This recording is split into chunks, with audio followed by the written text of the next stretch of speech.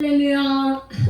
오늘부터 이제 누가복음을 시작합니다. 그래서 오늘은 이제 누가복음 1장을 할 텐데 우리 함께 하나님 말씀을 보겠습니다. 누가복음 1장 26절에서 38절인데요. 제가 한번 여러분 말씀 봉독하겠습니다. 누가복음 1장 26절에서 38절. 여섯째 달에 천사 가브리엘이 하나님의 보내심을 받아 갈릴리 나사렛이란 동네에 가서 다윗의 자손 요셉이라 하는 사람과 약혼한 처녀에게 이르니 그 처녀의 이름은 마리아. 그에게 들어가 이르되 은혜를 받은 자여 평안할지어다. 주께서 너와 함께 하시도다 하니 처녀가 그 말을 듣고 놀라 이런 인사가 어찌함인가 생각하며 천사가 이르되 마리아여 무서워하지 말라. 내가 하나님께 은혜를 입었느니라. 보라 내가 잉태하여 아들을 낳으리니 그 이름을 예수라 하라.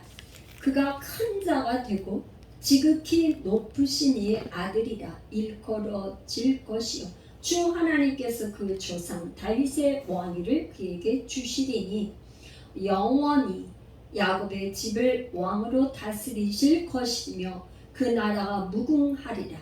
마리아가 천사에게 말하되 나는 남자를 알지 못하니 어찌 이 일이 있으리까?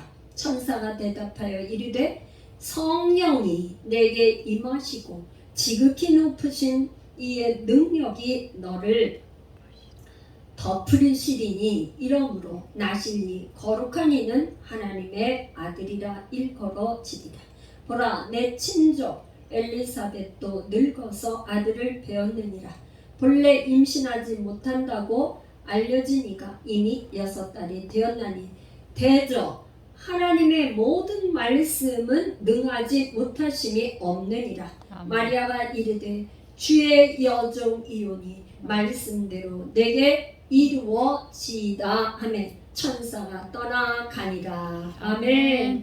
이 말씀을 가지고 오늘 이제 말씀대로 내게 이루어지이다 라는 제목으로 함께 이제 은혜 나누겠습니다. 여러분 큰 은혜가 우리 모두에게 임하시기를 축복합니다. 또한 유튜브를 통해서도 은혜 받는 모든 분들 환영하고 축복합니다. 이제 오늘부터 이제 누가복음을 해요. 누가복음을 하는데 누가복음이 어떠한 책인지 이제 그 개관 그거를 좀 이렇게 이제 제가 소개해 드리겠는데요. 누가복음은 제가 이제 여기에 이렇게 조금 정리를 해놨는데 누가복음과 그 다음에 사도행전은 원래가 한 권이에요. 한 권인데 그 책이 한 권으로 돼 있는데 너무 이제 그렇게 부피가 크다 보니까 옛날에는 이렇게 인쇄술이 발달돼서 뭐 이렇게 착착착 이렇게 하는 게 아니고 다 일일이 철필로 하나를 써서 두루마리다가 이렇게 하다 보니까 인쇄술이 발달 안 돼 있으니까 그러니까 뭐 이 부피가 어마어마하잖아요. 왜 그러냐면 누가복음이 24장 또 사도행전은 28장 그러니까 전부 다 한 50 이상 되니까 그거를 나누어서 두 권으로 만들어 놓은 거예요. 그래서 저자는 이제 한 사람이에요. 그래서 이제 그 누가복음과 사도행전은 공이 저자가 누가다. 누가는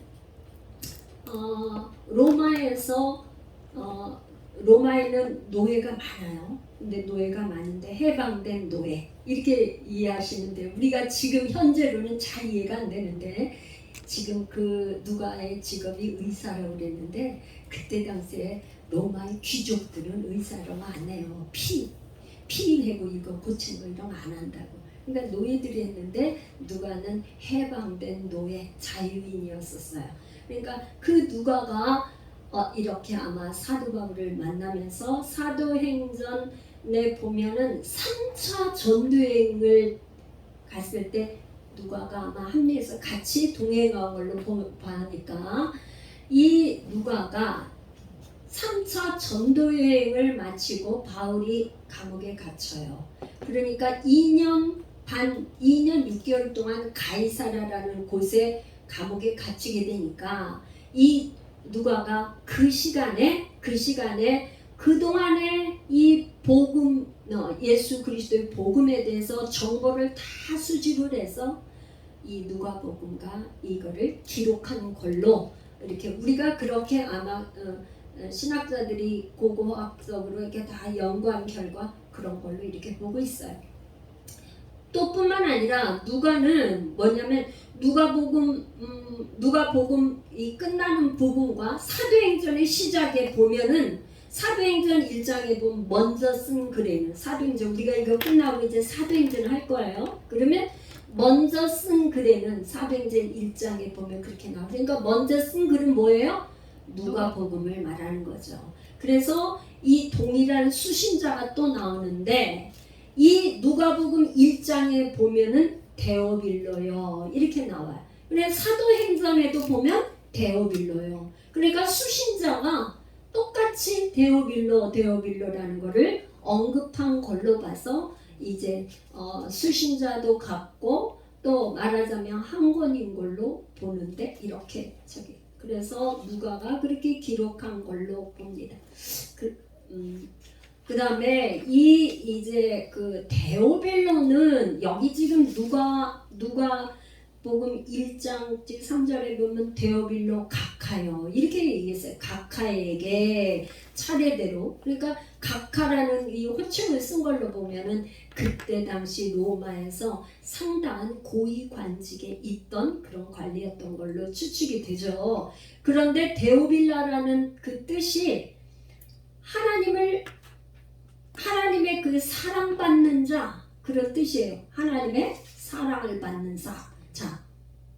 그러니까 이제 데오빌로 각하 이 개인에게 쓴 편지라고도 볼 수 있지만 한편으로는 보면은 어떠냐 그때 당시에는 이런 그 서신 글을 쓰고 이렇게 하는 거가 한 개인이라고 생각할 수도 있지만 은유적인 표현으로 뭐냐면 데오빌로는 하나님의 사랑을 받는 친구 하나님을 사랑하는 사람 이런 걸로 볼 때는 하나님의 사랑받는 사람들의 그 공동체라고 해서 개인일 수도 있고 공동체도 있을 수 있다 이렇게 보시면 돼요. 그리고 또 이 누가복음은 마태는 유대인들에게 쓴 복음서예요. 마가복음은 이방인들에게 쓴 복음서인데 누가복음도 이방인들에게 쓴 복음서예요. 왜 그러느냐 여기 언어가 유태인들은 뭐라고 쓰냐면 랍비 선생을 랍비라고 했는데 지금 누가복음에는 랍비라는 말이 없고 선생이라고 이렇게 썼어요. 그러니까 그때 당시에 이 이방인들에게 쓴 그 복음서다라는 것을 알 수 있어요. 그 다음에 또 그런 것뿐만 아니라 아겔다마 이게 피밭이라는 뜻이다 이렇게 설명을 하고 있어. 그 다음에 베들레헴이라고 하는 곳에 이렇게 베세다라 하는 고을 이런 식으로 이 그 지명을 갖다가 설명을 해주는 거로 봐서 이게 이방인들에게 유대 지역을 잘 모르는 사람 이스라엘을 잘 모르는 사람들에게 설명하는 그런 거죠.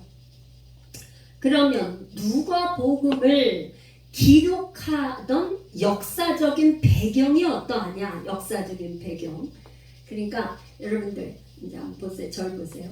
이 복음서가 예수님은 이 땅에 오신 것이 역사적으로 증명이 되는 그런 책이에요. 복음서가. 그러니까 이 누가복음을 기록할 때 역사적인 배경이 어떠했었는가 이런 거를 알면 우리가 누가복음을 구체적으로 읽을 때 굉장히 이해가 여러분들이 될 거예요. 어떤 배경을 가고 있었냐면 이 누가복음은 어떤 시대? 로마가 세계를 지배하고 있었던 시대예요. 첫 번째가. 두 번째는 이제 사도들이 처음에는 예루살렘에서 복음을 전했었는데 점점점 어떻게 돼? 기독교가 이방인 지역에 이방인들이 사는 곳까지 막 흩어져서 점점점 편만하게 많이 전파가 됐던. 그러니까 이방인 이스라엘 유대인들이 다른 지역으로 가는 걸 뭐 디아스포라 흩어진 유대인들. 그러니까 디아스포라들이 많이 가가지고 이방 지역에 가서도 복음을 전해서 아주 뭐 이렇게 복음이 평안하게 전해져 있을 때 기록한 책이다. 근데 기독교가 이제 이렇게 전파를 되면서 많은 오해가 생기게 되었어요. 유대교와 기독교가 어떻게 다른가? 아니면 기독교가 뭐 좀 이상하다. 이런 거에 대한 오해가 생겼을 때 바로 누가가 이 기독교에 대해서 예수 그리스도에서 복음서를 기록한 책이다. 이렇게 보시면 되겠습니다. 그래서 이 기독교에 대한 오해가 어떤 오해가 있었느냐 말하자면 기독교에 대해서는 이제 어떤 저기가 있었냐면 이게 사도행전에 가면 이 사람은 전염병을 전파하는 사람과 같다. 사도 바울을 그렇게 전염병같이 막 번지는 그렇게 천하에 막 퍼진 유대인들을 막 다 소유를 일으키는 그런 나세렛 이단이라고 하는 괴수다. 이렇게 사도행전에 보면 이제 그렇게 그러니까 나세렛 예수 이단 이렇게 얘기하니까 그때 당시에 이 기독교 복음서를 기록할 때는 이거에 대한 변증이 필요하겠죠, 그죠? 그래서 이제 어떻게 됐다고요? 그때 당시 나세렛 이단 이 괴수 그렇게 사도 바울을 그렇게 표현했다 이 말이에요. 또 그다음에 이제 그 사도행전에 또 보면요, 그때 당시에는 뭐 가이사가 왕이에요, 그렇죠? 로마 황제 가이사. 그런데 가이사의 명을 거역하고 다른 임금 예수님이 왕이라고 그러니까 다른 임금이 예수를 전한다. 그거로 인해서 문제를 일으키게 된 거예요. 또 그 다음에 이제 이 사람들 로마 사람들이 뭐냐면 로마 사람들은 로마 시민권을 가지고 있으면 어디 가서 그 만대로 처벌을 하거나 매를 때리거나 그렇게 할 수 없었어요. 그런데 뭐 했었냐면은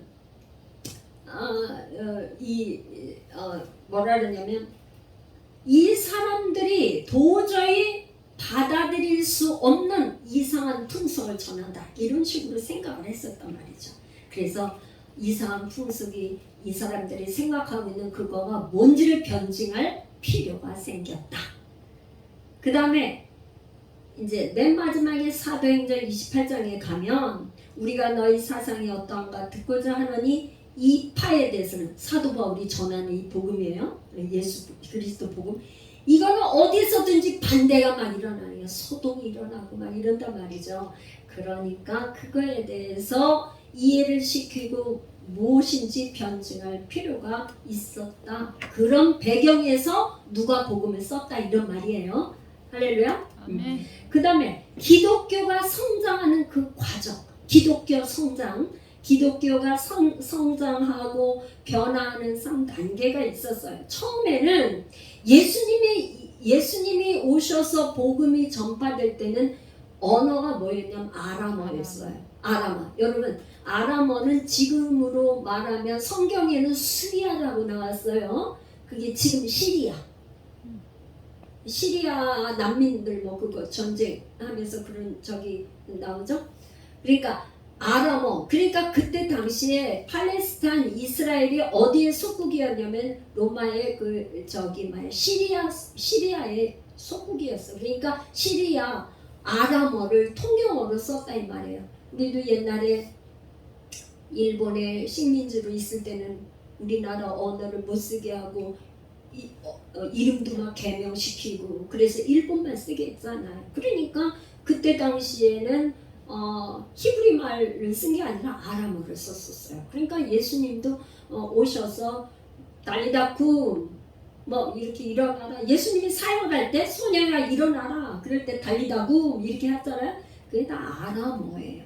그러니까 아람어를 통영어로 썼었던 시대에서 뭐가 있냐면 이제 사용하던 그 유대계 그리스도인들이 어떻게 헬라 지역으로 해서 이렇게 점점점 전파가 되니까 헬라파 그리스도인들에게 복음이 이렇게 전파되어서 점점점 유대계 그리스도인들이 있는 반면에 헬라계 그리스도인들이 생기게 점점점 되겠죠. 전파되면서. 그래서 복음이 막 점점점 확장이 되었는데, 그러니까 복음이 원래 유대인들 예루살렘에서 시작이 됐는데 점점점 막 안디옥으로 그 다음에 로마로 번지면서 어떻게 되냐면 헬라화된 거예요. 그때 당시 알렉산더가 역사에 보면 전 세계를 정복하고 그 다음에 로마가 그 다음에 정복한 거예요. 그러니까 헬라 옷을 언어는 이제 헬라말을 썼는데 그렇게 하던 것이 이제 어떻게 했냐? 그 헬라 로마에 이렇게 복음이 전파되면서 어떤 식이 되냐면 유대인들의 전통이 점점 무시됐어. 뭐가 무시됐어? 성전에서 제사 드리는 거.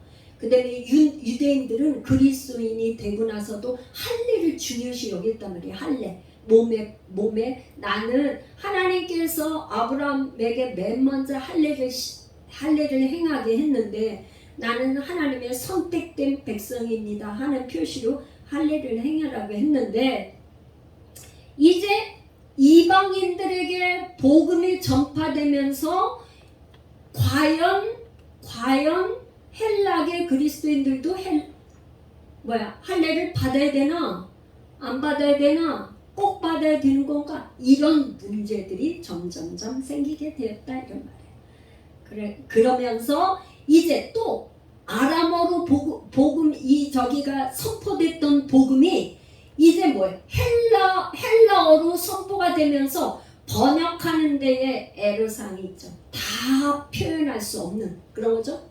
우리나라 말을 우리는 뜨거운 뭐를 먹으면서도 시원해 이렇게 얘기하는 거를 먹으면서 그러잖아.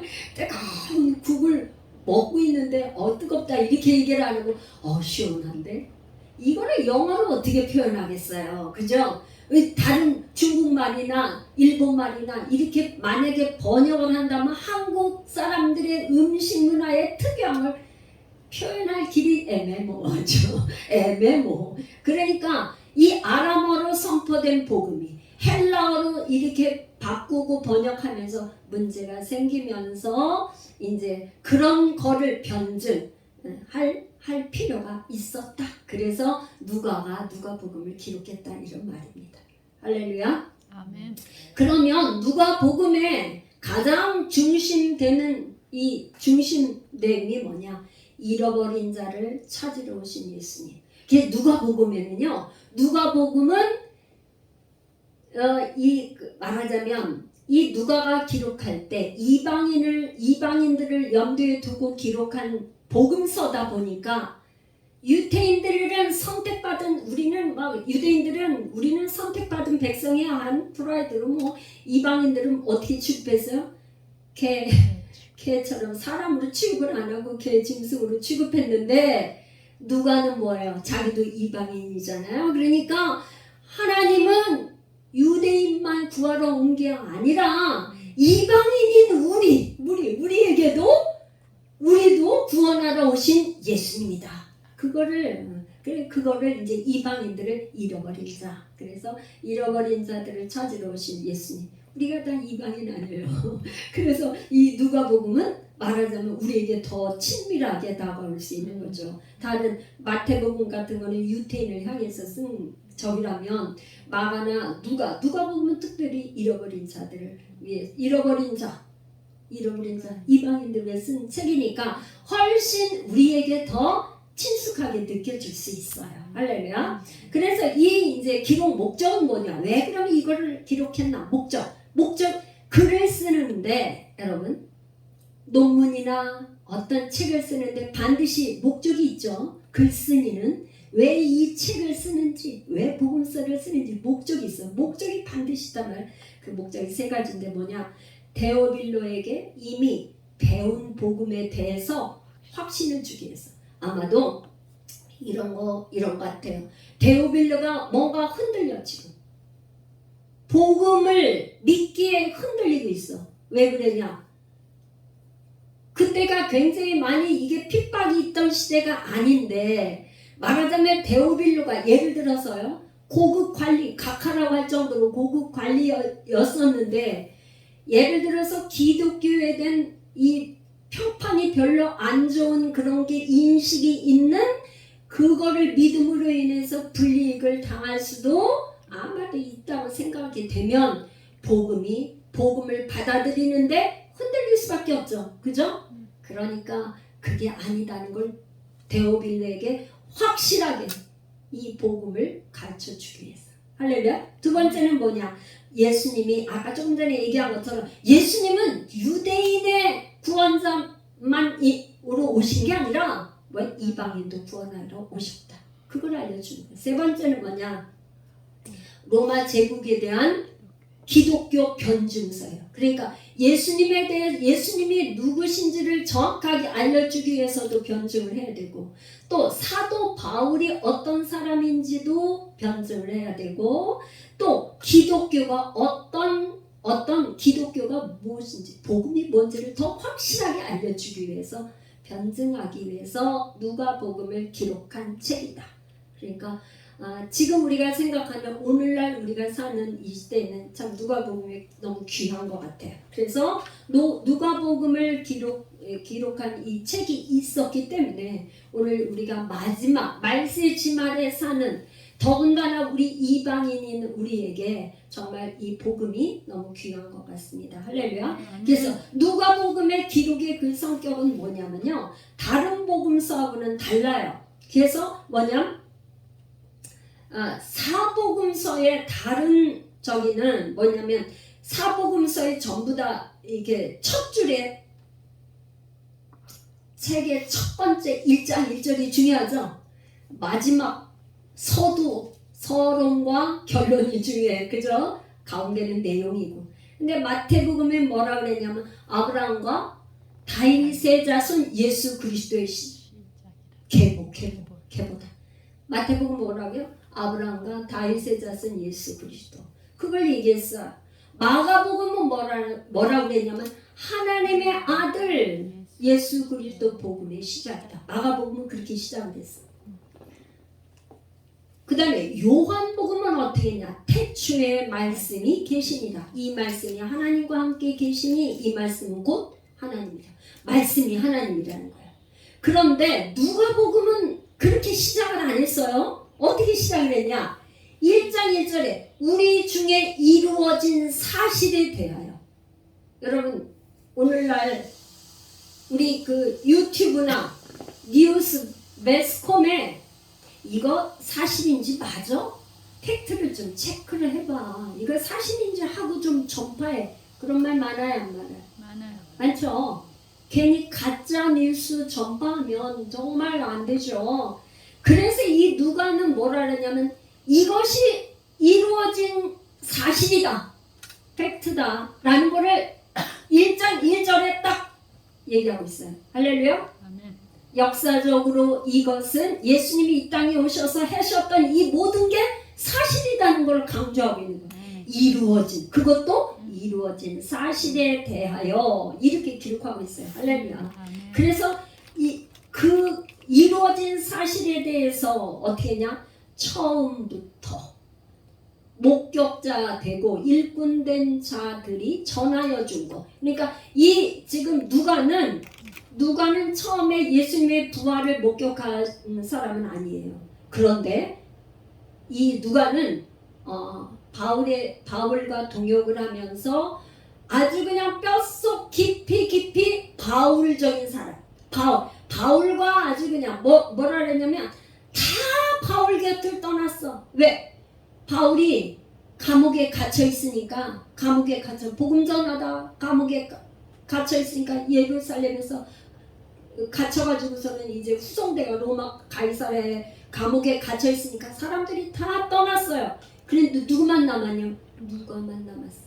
그러니까 아주 누가는 아주 뼛속 깊이 바울의 그 복음에 아주 깊이 그거 된 사람이에요. 그래서 처음부터 목격자되고 일꾼된 자들이 전하여 준 그것을 전해준 것을 기록한다 이 말이에요.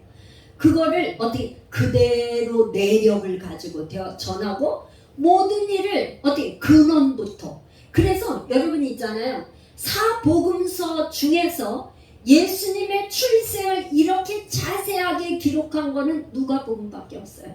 마태복음이 일부 조금 애굽에 내려가서 이렇게 한 것 잠깐 소개되지만 이렇게 어떻게 마리아가 예수님을 낳게 됐는지 그런 배경은 없어. 누가만 있어. 그러니까 누가복음은 모든 일을 근원부터 자세하게 차례대로 정확하게 기록하는 게 목적이었었어요. 왜 그러냐면 왜 그래요? 기독교를 변증하기 위해서. 이 기독교가 진짜 복음이고 이거에 대해서 예수를 믿어야 된다는 걸 강력하게 변증하려니까 그냥 자세히 차례대로 배운 바를 확실하게 알려주기 위해서 기록했다. 할렐루야. 그래서 1장 1절부터 4절까지 이 데오빌로 각하에게 왜 이 복음서를 쓴 처음에 서론을 나는 근원부터 아주 그냥 자세하게 얘기할 겁니다. 그러니까 복음서가 길어졌어요. 할렐루야. 복음서가 누가복음 쓰고 막 사도행전 쓰고 자세히 이렇게 했다 이 말입니다. 그래서 이제 오늘은 누가복음의 개관이 이래요. 개관이. 그래서 이 지금 누가는 사실은 예수 그리스도 예수님의 탄생을 얘기하기 위해서 예수님의 탄생을 그냥 처음부터 이렇게 딱 하는 게 아니라 탄생을 얘기하려니까 누구를 얘기할 수밖에 없냐 하면 세례 요한의 탄생을 얘기할 수밖에 없어. 왜? 예수님이 탄생하는 바로 6개월 전에 누가 태어나요? 세례 요한이 탄생을 하니까 이 수태고지서부터 세례 요한의 수태고지서부터 자세히 누가가 이제 기록하고 있어요. 그래서 이제 세례 요한은 언제냐면 때를 냈는데 유대 헤롯 때에 가문이 제사장 가문이에요. 이제 제가 조금 스피드하게 나겠습니다. 제사장 가문인데 의인이고 율법에 흠이 없는데 아기가 없어. 이 지금 사가랴가 엘리사벳과 의인인데 아기가 없어. 그냥 성경에 보면 아기 없이 늦게 난 저기가 구약에 많죠. 아브라함이 75세에 하나님이 주신다고 그랬는데 100세에 가서 아기를 낳고 또 그다음에 유명한 선지자 사무엘의 엄마 한나는 한나와 분인나가 아기가 없어가지고 분인나는 아기가 있는데 한나는 아기가 없어. 하나님 다 기도하니까 하나님이 주셔가지고 사무엘. 아기 없어서 난 저기 많죠. 삼손. 여러분 예수 안 믿는 사람도 삼손은 잘 알아요. 교회 학교에서 삼손에 이런 거 많고 나오니까 그 삼손도 아기가 없어서 마노아가 아기가 없었어요. 근데 하나님 앞에 기도하니까 특별히 나시린이로 삼손을 허락하시고 그러니까 특별한 사람들은 다 하나님이 아기가 없는 특별한 뭔가 그 사건이 있어갖고 기도하고 막 이렇게 해서 하나님 주신. 이 지금 저기도 사가랴도 제사장 가운데 아기가 없다가 늦게 이제 아기를 하나님이 주신다고 그랬는데 사가랴는 제사장이면서도요 천사가 와서 수태고지를 하는데 뭐라 그랬냐면 내가 지금 나이가 많은데 어떻게 아기를 낳겠습니다. 그러면서 불신한 적인 태도를 보였어. 그러니까 천사가 뭐라냐면 있잖아. 너가 이 아들을 낳을 때까지 벙어리가 되리라. 그래서 벙어리가 돼서 말을 못했어요. 사가랴가 성경에 지금 여러분들이 이제 가서 꼭 읽어보십시오.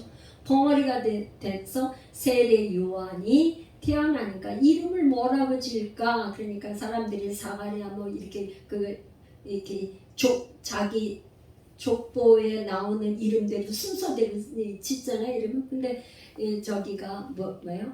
요한, 서판을 가져가 그러니까 요한이라고 쓰니까 네가 아들을 낳으리니 요한이라 이름을 지라. 요한이라 쓰니까 입이 풀렸어. 그 다음에 이제 이렇게 6개월 전에 세례 요한이 탄생을 임신을 했는데 이제 오늘 제가 읽은 본문입니다. 읽은 본문. 이제 가브리엘 천사가 그러니까 여섯째 달에 천사가 나타나가지고 이 지금 마리아에게 온 거예요. 그러면서 은혜를 받은 자여 평안할지어다. 주께서 너와 함께 하시도다. 그러니까 마리아가 놀라는 거야. 이런 인사가 어찌 민인가. 왜 그러냐. 은혜를 받은 자여 평안할지어다. 그러면서 주께서 너와 함께 하신다 그러니까 이거 예사롭지가 않은 거죠. 천사가 와서 벌써 인사를 하니까 이게 도대체 어쩌니까 그러니까 천사가 하니까 내가 하나님께 은혜를 입었다. 그러면서 내가 잉태하여 아들을 낳을 텐데 그 이름을 예수라 하라. 그는 큰 자가 되고 지극히 높으시니 아들이라 일컬음을 받을 것이다. 여러분 한 번쯤 생각해 봅시다. 지금도 그렇죠. 옛날에는 더 했죠. 옛날에. 지금도 처녀가 아직 결혼 안 한 처녀가 임신을 하는 거가 그렇게 지금 요즘에는 많이 좀 바뀐 것 같아요. 임신하고도 결혼하고 이렇게 하는데 그래도 얼마 전만 해도 벌써 관연한 딸이 임신해가지고 결혼한다면 가문에 좀 어떻게 좀 수치스럽게 생각하고 그렇죠. 그런데 이 지금 예루살렘 이 지금 유대 지방에서는 그런 정도가 아니에요. 어떤 정도냐? 처녀가 임신하면 어떻게 돼요? 처녀가 임신하면 돌로 던져서 죽어. 그냥 처녀가 이게 유대 결혼 풍습이라는 건 어떻게 하냐면 남자하고 여자하고 정혼을 해. 우리로 말하면 약혼한 거죠. 정혼한 이후에 서로 이렇게 떨어져서 살다가 아버지가 이제 신랑한테 신부를 데려가라. 그러면 가서 이 저기를 주고 그리고서는 데려오는 거거든요. 근데 정혼한 사이인데 임신을 하게 되면 어떻게 되겠어요? 그냥 돌 맞아 죽는 거야. 공개 처형이에요, 공개. 그런데 이제 지금 그 수태고지를 하는 천사가 누구를 얘기를 하냐면 이런 거예요. 마리아가 아니 천사에게 나는 남자를 알지 못합니다. 남자하고 가까이한 적이도 없고 근데 어떻게 애를 낳습니까? 그러니까 천사가 얘기를 하는 거예요. 이 지금 기독교에서 어떻게 처녀, 동정녀 마리아가 애를 낳을 수 있냐 그거가 많이 이제 문제가 돼요. 그때 당시도 그랬던 것 같아요. 그러니까 지금 누가복음에 누가가 이렇게 썼죠. 그러니까 뭐라 그러냐면 나는 남자를 알지 못합니다. 그러니까 천사가 대답을 하는 거예요. 뭐냐? 성령이 내게 임하시고 지극히 높으신 이의 능력이 너를 덮으리니. 여러분 한번 생각해 보세요. 성령이 임하시고 능력이 덮여진다 그러는데 여러분 하나님의 아들이 이 땅에 오실 때 누구나가 똑같은 남자와 여자의 몸에서 남자 여자 해서 하나님의 아들이 태어났다면 우리가 그분을 어떻게 하나님의 아들이라고 믿을 수가 있어요. 그러니까 하나님의 성령이 덮어서 능력으로 잉태했다는 거는 여자 마리아의 몸만 빌은 거야. 자부 마리아의 몸만 빌어서 하나님의 성령이 친히 오신 거예요. 오신 거.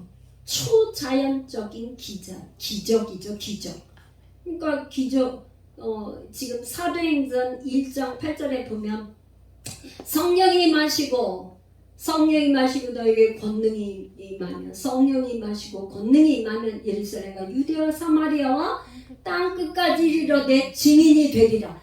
이 능력이 듀나미 있어요. 여기서 말하는 능력도 똑같이 듀나미 있어요.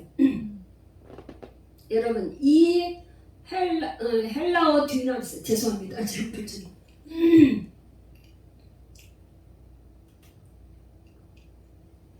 이 헬라어 듀나미스에서 뭐가 나오냐면 다이너마이트가 나왔어요. 다이너마이트. 여러분 다이너마이트의 폭발력이 얼마나 대단합니까? 다이너마이트. 그러니까 말하자면 폭발적인 역사. 그러니까 그거는 그냥 보통 사람들이 상상해서 있는 일이 아닌 기적이라 이 말이에요. 아멘. 그래 능력이 너를 덮으시리니 이러므로 나실 바 거룩한 이는 하나님의 아들이라. 하나님의 아들은 태어날 때 우리하고 당연히 방법이 달라야 되겠죠. 그러면서 뭘 얘기했냐면 보라 내 친족 엘리사벳도 늙어서 아들을 배웠느니라. 본래 임신하지 못한다고 알려지니까 이미 6달이 됐다.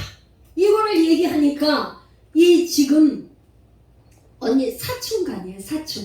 그러니까 마리아하고 엘리사벳은 사촌 언니 동생이요. 이 말을 하면서 뭐라 해요? 대정 하나님의 모든 말씀은 능하지 못하심이 없느니라. 아멘. 할렐루야. 아멘. 이 하나님의 능하심이 능치 못함이 없느니라. 성경에 이 말씀이 여러 군데 나오죠. 창세기 18장 14절 하나님의 사자가 와서 아브라함에게 또 사라에게 이름을 계명시켜 준 다음에 창세기 27장에서 계명을 해준 다음에 이 18장에서 뭐라 그랬냐면 이제 아들을 주겠다고 이름을 이삭이라고 하니까 믿어지지가 않아. 아브라함도 못 믿어. 사라는 그냥 못 믿어지니까 그냥 웃었어요. 네가 어쩌야 웃냐. 그러면서 뭐라 그러냐면 하나님의 말씀 여호와의 능하지 못한 일이 있겠느냐. 이게 창세기부터 예레미야 32장 17절에는 슬프도소이다 주 여호와여 주께서 큰 능력과 표심팔로 천지를 지으셨사오니 주에게는 할 수 없는 일이 없으시다. 여러분 하나님이 천지를 창조하신 이거를 믿는다면 우리 하나님이 능치 못한 힘이 있어요? 없어요? 없어요. 하나님이 마리아의 몸만 빌려서 성령으로 잉태해서 하나님의 아들을 낳겠다는데 뭘 못하겠어요? 할렐루야. 우리가 태어난 이 자체가 기적이죠. 사람. 그렇죠? 그러면서 마태복음 19장 26절에는 예수님이 이 땅에 오셔서 친히 하신 말씀이 있어요. 예수께서 그들을 보시며 이르시되 사람으로는 할 수 없으나 하나님으로는 다 하실 수 있다. 그러니까 성경에 동정녀 마리아가 예수님 하나님의 아들을 잉태한 거는 사람의 생각으로 자꾸 하려고 믿을 수 없어요. 이건 뭐예요? 하나님이 하신 하나님의 구속사 관점에서 봐야지만 알 수 있고 믿을 수 있다 그런 말이에요. 이렇게 했더니만 마리아가 뭐라 했냐. 마리아가 이르되 주의 여종이오니 말씀대로 내게 이루어지이다 하매 천사가 떠나간다. 이 집 마리아는 정말 제가 볼 때 정말 대단한 믿음이에요. 왜 그러냐. 아까 사라는 뭐였어요? 직분이 제사장이 그냥 자기 엘리사벳이 나이가 많고 자기도 나이가 많은데 애기 낳는다 그래도 믿지 못했는데 이 지금 마리아는 그거하고는 또 완전 달라요. 자기는 지금 남자하고 같이 자본 일도 없고 이런 저기도 처녀를 지금 강조하고 있어. 근데 천사가 와서 하나님의 성령이 임하시고 능력을 널 덮어서 하나님의 아들을 낳을 거를 잉태할 거라고 하는데 그 대답이 주의 여종이오니 말씀대로 내게 이루어지이다. 이 고백은 정말 이런 고백을 할 수 있는 마리아니까 하나님이 택하셨죠. 저는 여러분들 이 마지막 때에 지금 말세의 지말에 우리가 정말 다원주의가 나오고 그런 때에 우리가 이 지금 예수 그리스도 복음을 믿는다는 것이 얼마나 어려운지 몰라요. 이 기독교가 그렇게 핍박을 받고 로마 시대 때 핍박을 받고 도미티안 황제 때 네로 황제 때 막 핍박이 일어나서 많은 그리스도인들이 죽고 그 시대가 지나서 지금 누가복음이 기록할 때에는 이제 어떤 불이익이 오니까 더 이상 그리스도인이라고 기독교를 믿는 거가 갈등이 생기고 그런 때였단 말이에요. 오늘날 안 그래요? 오늘날도 이것도 믿고 저것도 믿고 여러 가지로 일본 같은 데는 만신? 인도의 힌두교나 이런 것도 마찬가지예요. 신이 너무나 많아서 가는 곳마다 다 신이에요. 그런 많은 신 중에 하나님의 아들 예수 그리스도가 한 분 선지자라 그분도 그냥 인정하고 이렇게 받아들인다면은 그건 복음이 아니다 이 말이에요. 복음은 내가 길이요 진리요 생명이니 나로 말미암지 않고는 아버지께로 갈 자가 없다고 오직 유일한 길을 내신 분이 예수님이에요. 하나님이 우리를 얼마나 사랑하셨는지 말라기서에 보면 하나님이 우리를 사랑하십니까? 말라기의 질문이 그거예요. 그런데 하나님께서 뭐야?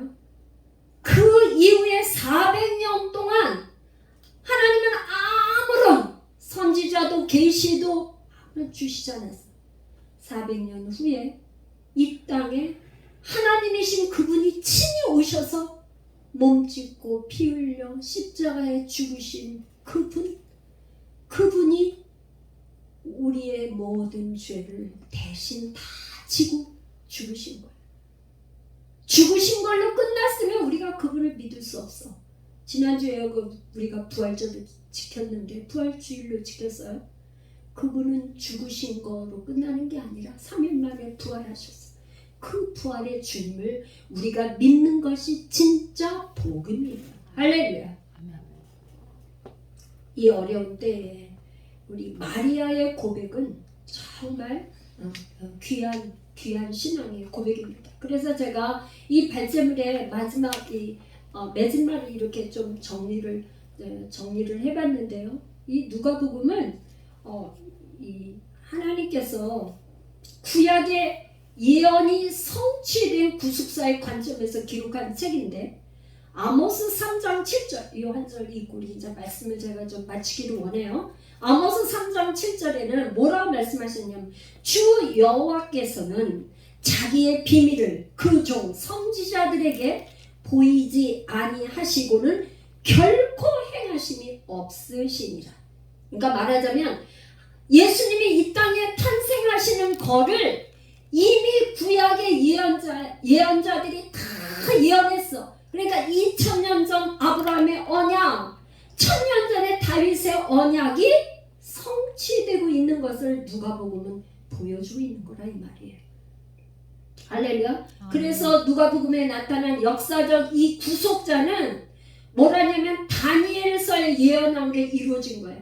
다니엘서 2장 44절에는 이게 역사적으로 어떻게 이루어졌냐면 다니엘이 이렇게 꿈에 금신상을 봤는데 그게 바벨론 시대, 바사 시대, 헬라 시대를 지나서 로마 황제가 통치하던 가이사 아구스도가 통치하던 그 시대에 영을 내려서 이제 예수 그리스도가 이 땅에 탄생하셨는데 말하자면 저기는 다 호적을 하라 그래가지고 2살 이하를 다 마태복음에 그렇게 나오잖아. 다 죽이려고 자기 이외 왕으로 태어나는 유대인의 왕이 누구냐 하고서는 다 죽이려고 했어요.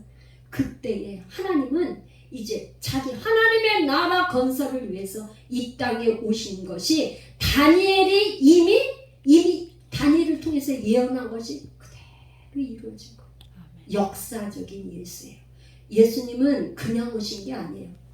2000년 전부터 1000년 전, 또 그 다음에 700년 전 이사야가 이미 예언하기를 처녀가 잉태하여 아들을 낳으리니 임마누엘이라 예언한 것이 이루어졌고, 또 미가서 선지자가 예언하기를 베들레헴에서 날 거를 유언한 것을 예수님의 베들레헴에서 탄생하고, 이것이 복음이다. 아멘. 우리에게 가장 좋은 소식이고 기쁜 소식이고 복된 소식이라는 것입니다. 오늘 우리의 신앙이 정말 이 마리아처럼 하나님의 말씀이 말씀대로 이루어지는 이런 고백하는 우리 성도들 다 되시기를 예수님의 이름으로 축복합니다. 아멘. 할렐루야. 우리